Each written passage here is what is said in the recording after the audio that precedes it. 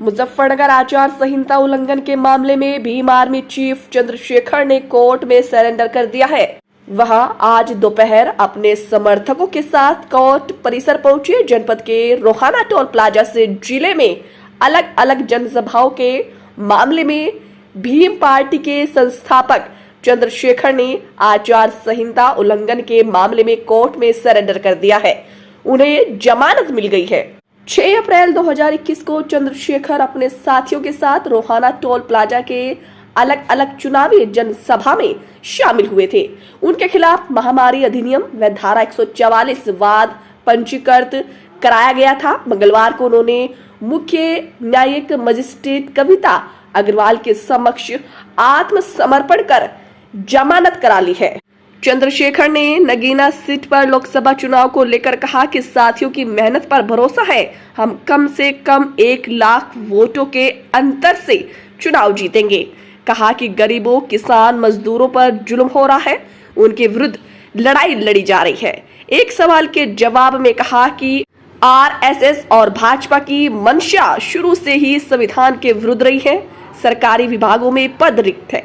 भाजपा ने जो काम किए हैं उससे संविधान को नुकसान पहुंचा है और जनता में अविश्वास बढ़ रहा है। इसका खाजिमा भुगतना पड़ेगा। जनता स्वयं चुनाव लड़ रही है और जनता जीतेगी, क्योंकि बेरोजगारी खत्म नहीं हुई है, महंगाई कम नहीं हुई है, सीवर में लोग मर रहे हैं, पुरानी पेंशन नहीं मिल रही है। भाजपा की ओर से अब की बार 400 पार के दावे पर चुटकी लेते हुए कहा कि एक पेट्रोल के दाम की बातें करते हैं। जिला पंचायत का चुनाव हुआ और उस जिला पंचायत के चुनाव में पहले दिन से लेके किसी का पर्चा खारिज कराओ, किसी को जबरदस्ती डरा के बिठाओ, और जो नहीं डर पाए, जो चुनाव लड़ने काम किया, उन पे पुलिस के जरिए जिस तरह से उनको दबाव में लेने काम किया, झूठे मुकदमे, तमाम चीजें मेरे अच्छी तरह याद है कि मैं अपने प्रत्याशियों के समर्थन में आया था।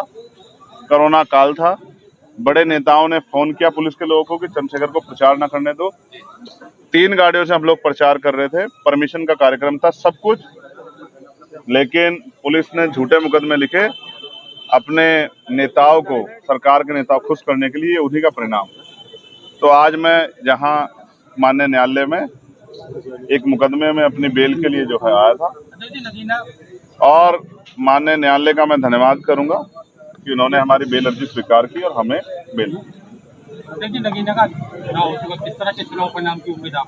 देखिए, नगीना में जो चुनाव हुए हैं, क्योंकि मैं ज्योतिष तो नहीं हूँ, ना भविष्यवाणी करता हूँ, मैं अपनी मेहनत पे और भीम आर्मी आजाद समाज पार्टी के साथियों की मेहनत पे आपको भरोसा दिला कहता हूँ कि हम कम से कम 1 लाख के अंतर से वो चुनाव, लोकसभा का चुनाव जीते।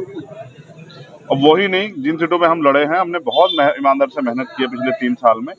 2022 का चुनाव हारने के बाद हमने ये तय कर लिया था कि हमें इस अपमान को सम्मान में बदलना है। तो हमने जन समर्थन अपने पक्ष में करने के लिए तमाम लड़ाइयाँ लड़ी, तमाम संघर्ष किया। 69 शिक्षक भर्ती भी उसमें ही है, पुलिस भर्ती भी उसमें ही है, अग्निवीर का मामला भी उसमें ही है, और जो हाथरस से लेके उन्नाव, दिल्ली, तमाम जो जुल्म हुए गरीबों पे, कमजोरों पे, वो सब उसी में।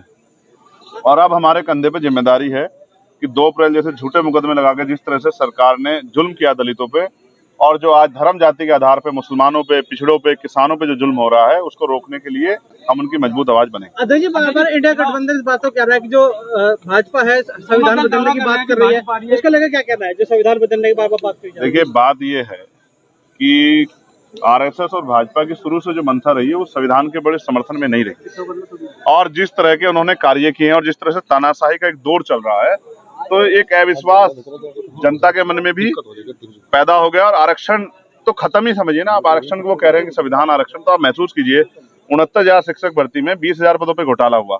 आपने जिसने चोरी की थी 420 का मुकदमा जिस पर दर्ज हुआ, शिक्षा मंत्री को, उसको बचा दिया, और जो 6,800 नियुक्तियां आपने गलती मान के निकाली, अब तक उन बच्चों को नियुक्तियां नहीं दी। तो इसका मतलब आप अधिकारियों के साथ तो घोटाला कर ही रहे हैं। इसलिए संविधान के आधार पे देश नहीं चल रहा है, इसलिए बार बार कहा जा रहा है। जबकि भाजपा के नेता भी इस पर बयान दे रहे, तो ये बयान देने की जरूरत क्यों पड़ रही है? तो बयान देने की जरूरत इसलिए पड़ रही है कि आपने जो काम किए हैं उससे जनता में विश्वास पैदा हो गया कि आप संविधान को नुकसान पहुंचा सकते हो। और आपके नेता भाषण दे रहे हैं, कई आपके नेताओं ने इस तरह के भाषण दिए कि हम संविधान को बदल देंगे। तो ये जो मूर्खता भाजपा ने की है, इसका खामियाजा उनको भुगतना पड़ेगा। और मैं आपसे फिर कह दूं, अलायंस नहीं, जनता चुनाव लड़ रही है, और जनता में महंगाई, बेरोजगारी, और तमाम तरह से जो कानून व्यवस्था में खराबी है और जिस तरह से देश की इकोनॉमी गिर रही है, जनता विरोध है, जनता चुनाव लड़ रही है और जहां जीतेगी वहां जनता जीतेगी। विपक्ष ने बहुत कुछ अच्छे काम नहीं किए कि मैं कह दूं विपक्ष जीतना। 4 जून को 4 जून के बाद क्या आप बसपा को समर्थन की बात मन में कोई भी मतलब किसी पार्टी को समर्थन की बात? ये क्या सवाल पूछा आपने? मैंने ये पूछा कि आप 4 जून को क्या वो सरकार बना रहे हैं? अगर वो सरकार बनाएंगे तो हम उनको समर्थन कर देंगे। जो सरकार बना रहे हैं उसको समर्थन है आपका? मैंने क्या कहा आपसे, अभी चौथा चरण बाकी है और एक चरण में 7वां चरण, एक चरण में 70 से 80 से सीटें बाकी हैं। 58 सीटें, आप समझिए 58 सीटें बहुत बड़ा मैंडेट है भाई। इसके हुए बगैर हम कैसे फैसला कर लें? और अभी हमारे साथी ने पूछा कि आप बसपा को समर्थन करोगे तो क्या बसपा सरकार बनाएगी बसपा? जो सरकार बना तो हम समर्थन करेंगे उनका, यदि आपकी विचारधारा के लोग सरकार बना बिल्कुल समर्थन करेंगे। इन मुद्दों पर समर्थन। अब मैंने यही कहा ना, बहुत मुद्दे हैं लेकिन ये फैसले पार्टी के हैं। पार्टी जो फैसले करेगी, हम डुमरियागंज भी लड़े हैं और हमारे साथी श्यामा प्रसाद मौर्य जी कुशीनगर भी लड़े हैं, तो जो हमारे साथी जीत के आएंगे हम लोग बैठ के और पार्टी हित को और संगठन को और अपनी विचारधारा को इसमें ध्यान में रख के फिर उससे फैसले लेंगे कि हमें किसको मदद करनी है। क्या लग रहा है इस बार इंडिया गठबंधन कितना मजबूत रहेगा? अब ये तो मीडिया के लोग बता सकते हैं भाई, मीडिया के लोग उनकी बहुत सारी बातें दिखा रहे हैं, तो मीडिया के लोग ही जनता को बता दो क्या। 400 पार का पेट्रोल के दाम की बात करते हैं, आप लोग नहीं समझ पाते हैं। पेट्रोल के दाम की बात करते हैं, डीजल के दाम की बात करते हैं और कुछ नहीं। जितना मैंडेट उनको जनता ने देना था दे दिया। वो जब नगर पालिका नगर परिषद का चुनाव था, उन्होंने कहा कि ट्रिपल इंजन की सरकार बना दो। उसके बाद क्या हुआ? क्या बेरोजगारी खत्म हुई? क्या सीवर में जो सफाई कर्मचारी मरते हैं क्या मरने बंद हो गए? क्या पुरानी पेंशन लागू होगी? क्या हुआ? ठेकेदारी खत्म होगी? क्या अच्छा स्कूल कॉलेज यूनिवर्सिटी बना दिया आपने? तो आप धर्म के नाम पे वोट मांग रहे हो और ये ज्यादा दिन चलेगा नहीं। जनता एक समय तक चीजों को सुनती है, उसके बाद जनता उससे ठगी सी जाती है। अब ठगी गई जनता, इसलिए भाजपा का आपकी विदाई तय कर रही है।